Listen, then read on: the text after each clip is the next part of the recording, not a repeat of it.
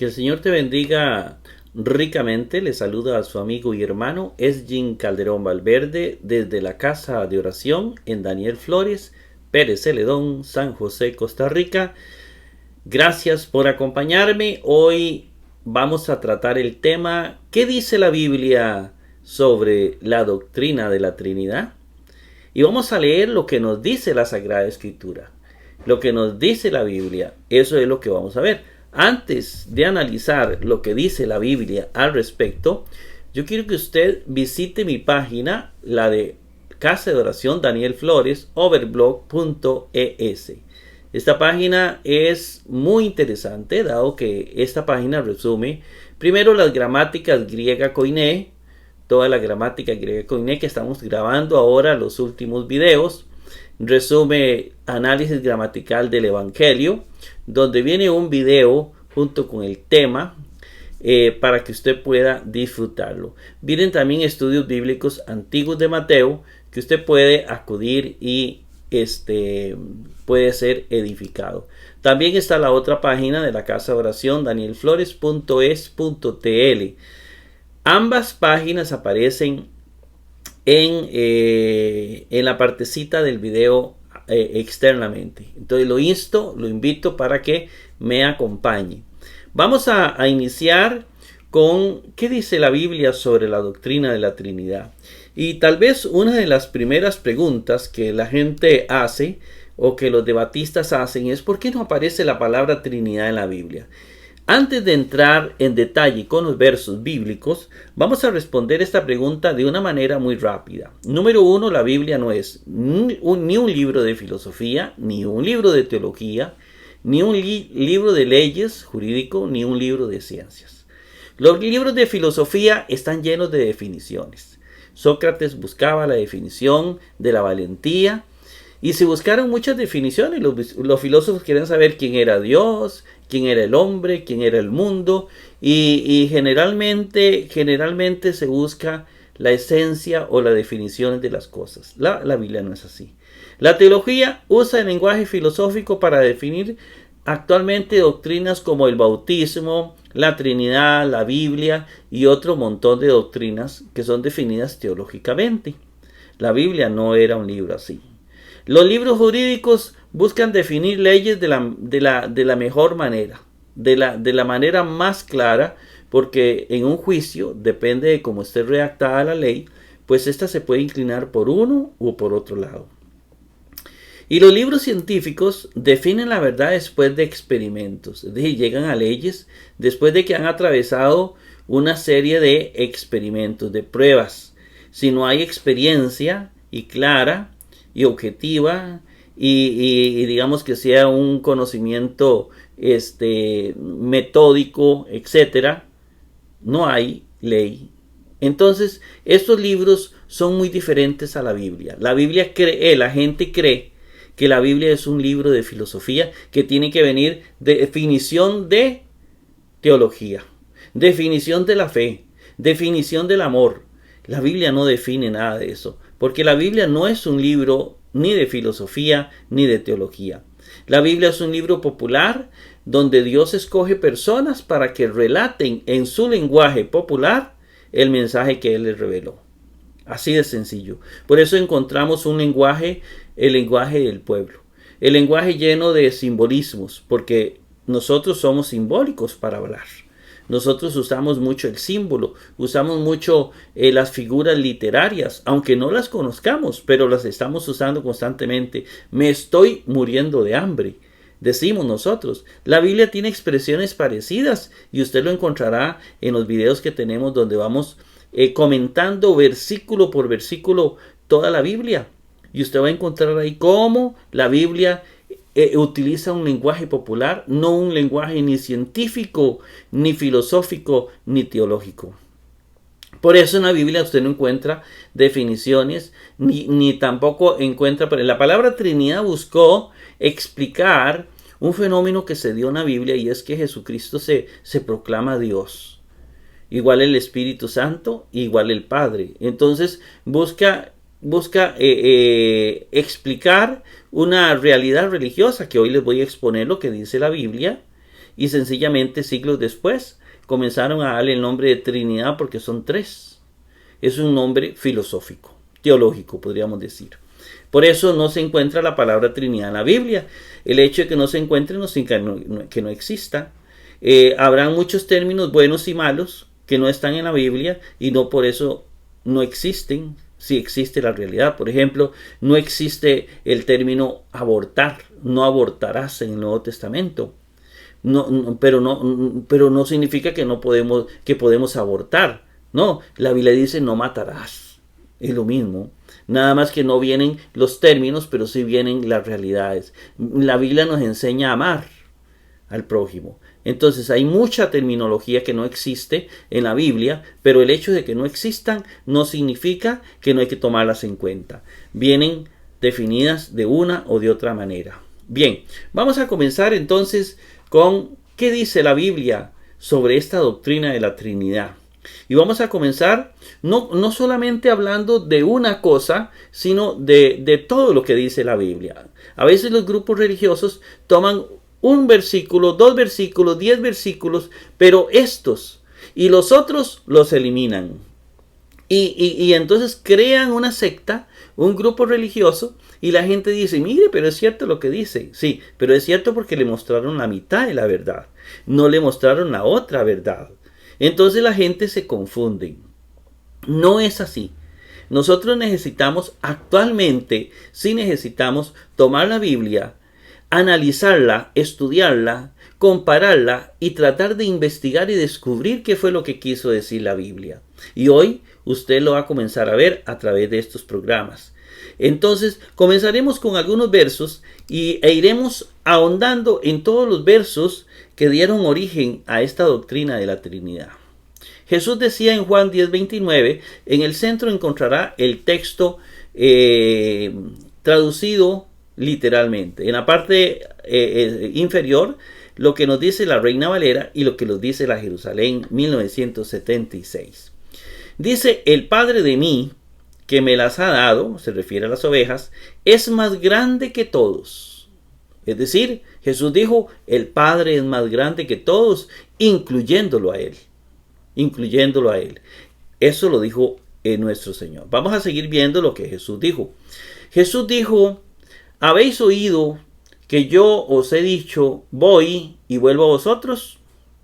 Si me amarais, os habrías regocijado, alegrado, porque he dicho que voy pro el Padre, voy junto al Padre, porque el Padre grande es que yo. Esa expresión, o patir, meixon mu estin, significa el Padre es más grande que yo. El Padre es más grande que yo. La Reina Valera dice, el Padre es mayor que yo. Pero ya aquí encontramos algo importante. Jesús dice, el Padre es más grande. Pero eso no significa que Jesús valga menos. No, lo que significa es que hay una cabecilla, un líder. Y el líder de esa Trinidad es el Padre. Como en los grupos humanos siempre un equipo de fútbol tiene un capitán, o tiene un director técnico, o tiene un jefe. Igualmente las empresas tienen un jefe. No significa que los empleados no valgan. No, eso no significa. Entonces la gente cree que si alguien es más grande que el otro es porque el otro no vale. No va en ese sentido. No, va en el sentido de que es es la cabeza, para usar términos bíblicos. El Padre es la cabeza de Cristo. Así lo vamos a encontrar más adelante. Igualmente, Cristo es la cabeza de la iglesia. El hombre es la cabeza en el hogar, pero no significa que entonces la familia no valga. El papá es cabeza en la casa, no significa que el hijo no valga. No, significa que hay funciones diferentes. Algo parecido es lo primero que nos muestra Jesús aquí. En Mateo 24:36 dice, mas alrededor del día aquel, hablando del fin del mundo, también ora, ninguno sabe, ni los ángeles de los cielos, ni el Hijo, es decir, ni Él mismo, sino el Padre únicamente. Funciones, igual que en la casa. Hay cosas que solamente el Padre sabe, pero los demás no saben. Hay cosas en una empresa que sabe el jefe, los demás no saben. Porque no le competen. Jesús lo sabía. Jesús sabía esto, y entonces eso no le quita a Jesús mérito, no vale menos, y lo vamos a ver más adelante. 1 Corintios 8:6, veamos lo que nos dice: sino para nosotros un Dios, el Padre. Eso nos dice Pablo. Solo hay un Dios, el Padre, procedente del cual todas, también nosotros hacia Él. También un Señor Jesucristo, por medio del cual las todas, también nosotros por medio de Él. Es decir, hay un solo Dios que es el Padre. Así lo dice. Y luego dice, hay un solo Señor por medio del cual todos fuimos hechos, por quien son todas las cosas y por el cual nosotros existimos. Es decir, aquí viene algo interesante, ¿verdad? Pero entonces, ¿Jesucristo no es Dios? Bueno, aquí no lo está diciendo. Aquí está diciendo que hay un Dios, ¿verdad? Hay un Dios, pero todavía no está diciendo nada de eso. Sigamos con el texto. Veamos Efesios 4:5. Hay un Señor, una fe, un bautismo, un Dios, también Padre de todos. Es decir, aquí dice que Efesios 4:6 que hay un Dios. Hay un Dios que es el Padre, el que está sobre todos, también por medio de todos, también en todos. Y esto es cierto, pero es solo la mitad de la película, digámoslo así. Falta la otra mitad. Juan 17:3. Esta es la vida eterna, que te conozcan a ti, al único Dios verdadero, es decir, al Padre, también a Jesucristo, a quien has enviado. Jesús dice, el único Dios verdadero es el Padre. ¿Entienden? El Hijo, aquí Él no se está reclamando ningún derecho todavía. En Efesios 5:20, veamos lo que dice Pablo. Eucaristiando, que es agradeciendo, ¿verdad? Dando gracias, siempre por todos, en nombre del Señor de nosotros Jesucristo, para el Dios también Padre. Es decir, Jesucristo es Señor y el Padre es Dios. Esa es una parte, ¿verdad? Vamos con el otro versículo 6:23. Pasa a los hermanos también a amor al lado de fe. De Dios Padre, también del Señor Jesucristo. Es decir, el Padre es Dios y Jesucristo es Señor.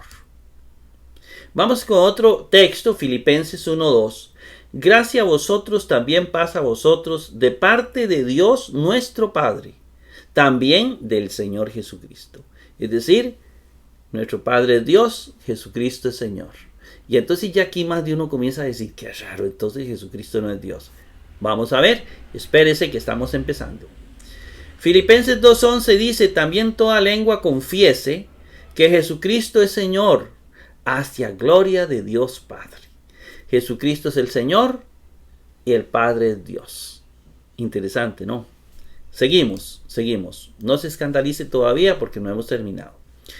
Eucaristiamos, es decir, agradecemos o damos gracias para Dios, Padre del Señor de nosotros, Padre del Señor de nosotros Jesucristo. Aquí dice que Dios es Padre de Jesucristo, ¿cierto? A Dios, Padre de nuestro Señor Jesucristo. Entonces, el Padre es Dios, Jesucristo es Señor. Hasta ahí vamos concluyendo. Dice, mas Jesús dijo para él, al joven rico, ¿por qué me dices bueno? Nadie bueno sino uno, Dios. Y aquí usa Dios con artículo o seos. Es decir, se refiere al Padre. Solo hay uno bueno y es Dios.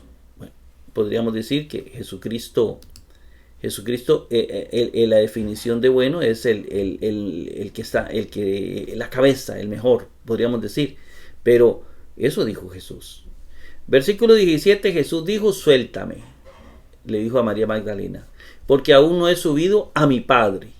Pero ve a mis hermanos y dile, subo a mi Padre y a vuestro Padre, a mi Dios y a vuestro Dios.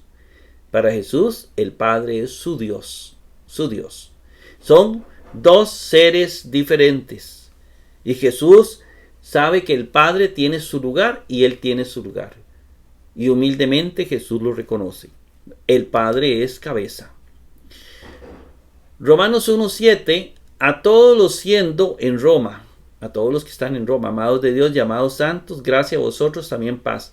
De Dios Padre de nosotros, también del Señor Jesucristo. Aquí se puede tomar incluso de dos maneras. De Dios Padre de nosotros, también del Señor Jesucristo. Dios es Padre de nosotros, pero también es Padre del Señor Jesucristo. O puede decir Dios Padre de nosotros. Es decir, paz de parte de Dios Padre y del Señor Jesucristo. De cualquiera de las dos maneras se puede traducir. Para que unánimes en una boca glorifiquéis al Dios Padre, al Dios también Padre del Señor de nosotros Jesucristo.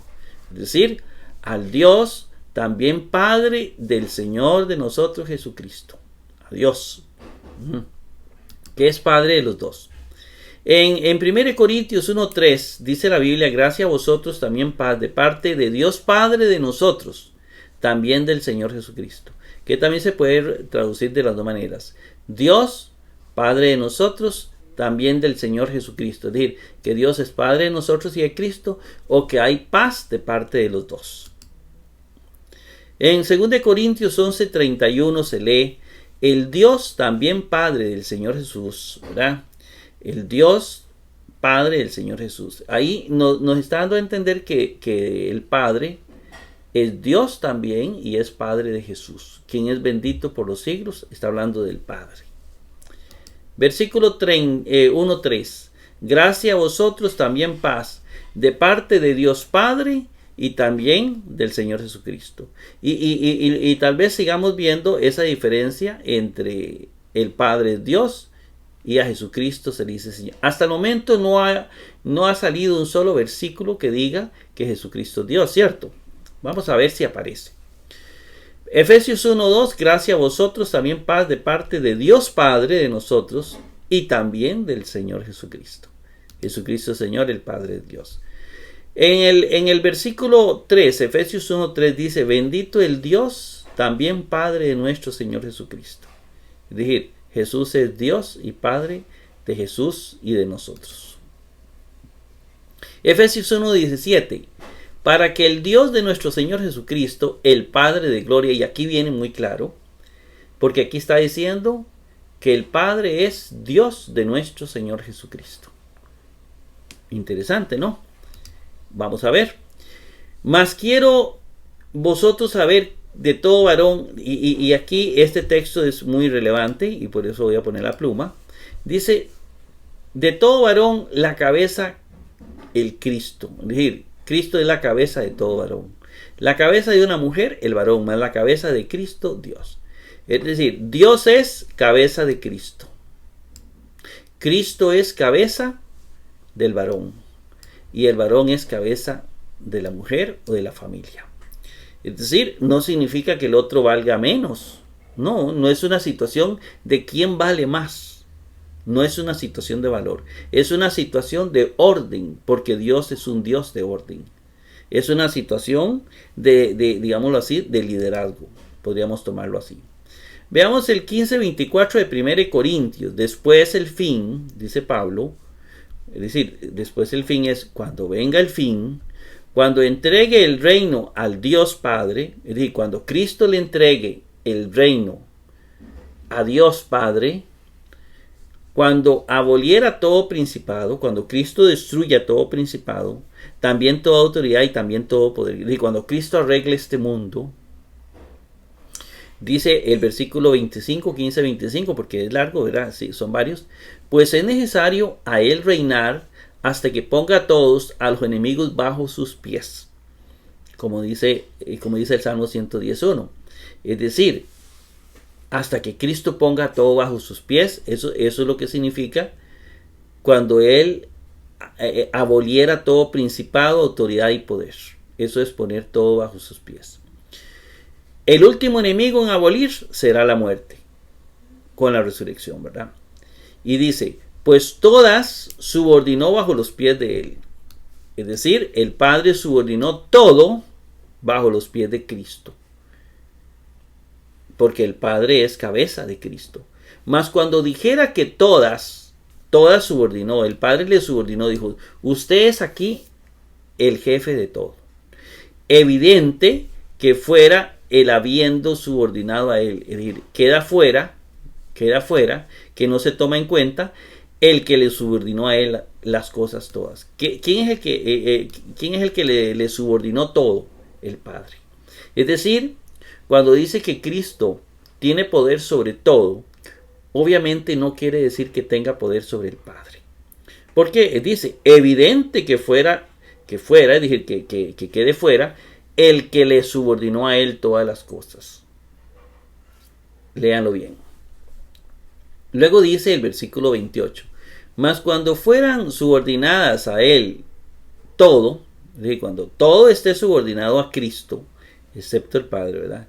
Entonces también el mismo Hijo, es decir, Jesucristo, se subordinará al que le subordinó a él todas las cosas. El mismo Cristo se subordinará al Padre, porque el Padre es cabeza del Hijo. Para que dice, Padre, he cumplido la misión. Para que sea Dios, y aquí este Dios, para que sea Dios, viene como artículo, es decir, para que sea el Padre, todo en todo. Panta en pacin, todo en todo. Es decir, sea el único. Entonces se va a acabar la Trinidad. Muchos dirán, bueno, siempre ha existido una realidad. Vamos a ir descubriendo. Eso es una parte que nos muestran algunos grupos religiosos. Pero, ¿será todo? Veamos a ver esto. Primero, Jesús. Y aquí vamos a hablar de por qué Jesús está a la derecha de Dios Padre. Vamos a ver esto. En el versículo 3 de capítulo 1 de Hebreos dice, Él, que es el resplandor de su gloria, la imagen de su sustancia, y quien sustenta todas las cosas con la expresión de su poder, habiendo efectuado la purificación de nuestros pecados, que ya Cristo lo hizo por medio de la cruz, dice, se sentó a la derecha de la majestad en las alturas. Cristo se sentó a la derecha de la majestad, a la derecha de Dios. Eso significa, puede ser, alguien dice, pero eso es simbólico. Sí, claro, es simbólico, pero es así como Dios quiere que lo veamos. No importa que sea de otra manera, pero significa que Cristo es la derecha del Padre, que Cristo es la mano derecha del Padre, es su Hijo, es el que sentaría a usted en un trono a la par diciendo usted conmigo. Y no importa si lo ve sentado en tronos o no, y que eso sea simbólico o no, pero la idea es el mensaje. Está poniendo a Jesucristo sentado a la derecha del Padre, como diciendo, aquí gobernamos. Veamos otro. Hebreos 1:13. Dice el escritor a los Hebreos, ¿a cuál de los ángeles dijo jamás, siéntate a mi derecha hasta que ponga a tus enemigos por estrado de tus pies? Solamente a Jesucristo, ¿verdad? En el versículo 64 del capítulo 26 de Mateo, vea lo que dice. Jesús le dice, tú lo has dicho, pero os digo que desde ahora os veréis al Hijo del Hombre sentándose a la derecha del poder, también viniendo sobre las nubes del cielo. Es decir, Jesús se sienta a la derecha del poder, a la derecha del Padre. En el versículo 55 del capítulo de Hechos 7 dice, pero él, cuando estaban apedreando a Esteban, lleno del Espíritu Santo, puestos los ojos en el cielo, vio, dice, gloria de Dios, vio la gloria de Dios. También a Jesús que estaba a la derecha de Dios. Y ese Dios, con artículo, vio a la derecha del Padre a Cristo. Es decir, sea una realidad o no sea una realidad, sea simbólico o no, estamos hablando de que Cristo a la derecha ocupa un papel fundamental en esa divinidad. Pero vamos a seguir a ver qué más descubrimos. En Romanos 8:34 dice, ¿quién el condenando? Cristo Jesús, el habiendo muerto, más el habiendo sido levantado, el que también es en derecha de Dios, el que también es en derecha de Dios, y ese de Dios va con el artículo que se usa solamente para Dios Padre.